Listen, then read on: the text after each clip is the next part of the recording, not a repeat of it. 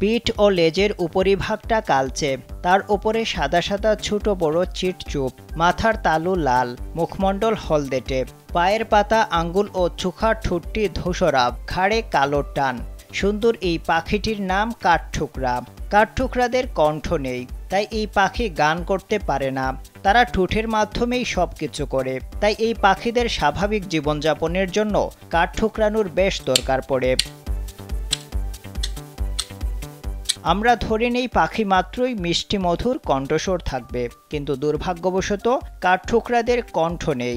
এই পাখি গান করতে পারে না, তাই বাধ্য হয়েই একে অপরের সাথে যোগাযোগ করতে তাদের কাঠ ঠোকরাতে হয়। কাঠ ঠুকরিয়ে তারা একে অপরকে শত্রুর উপস্থিতি সম্পর্কে সাবধান করে দেয় এবং নিজেদের মধ্যে যোগাযোগ করে। বাংলাদেশের একমাত্র মাল্টিন্যাশনাল টাইলস ব্র্যান্ড আরএকে সিরামিক্স। পৃথিবীর অন্য সব প্রাণীদের মতো কাঠঠোকরাদেরও খাবার খোঁজার নিজস্ব পন্থা রয়েছে। তারা কাঠ ঠুকরিয়ে নিজেদের খাবার সংগ্রহ করে। এক্ষেত্রে অনেক সময় গাছ গর্ত করে খাবার সংগ্রহ করে রাখে এই পাখি, কিন্তু কাঠবেড়ালি তাদের খাবার চুরি করে নিয়ে যায়। তাই মাঝে মধ্যে কাঠবেড়ালিদের সঙ্গে ঝগড়াও করে এই পাখি।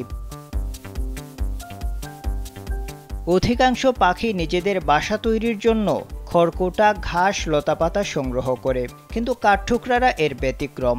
বাসা তৈরির জন্য তারা নিজেদের বিশেষ কাঠ ঠোকরানোর ক্ষমতার উপরই নির্ভর করে থাকে। কাঠের গায়ে বিভিন্ন আকারের গর্ত তৈরি করে কাঠঠোকরারা তাদের বাসার কাঠামো প্রস্তুত করে। সেই বাসায় থাকে এদের ডিম, আর ডিম ফুটে বাচ্চা বেরোনোর পর প্রায় 25 থেকে 30 দিন সেখানেই থাকে ছোট্ট কাঠঠোকরারা।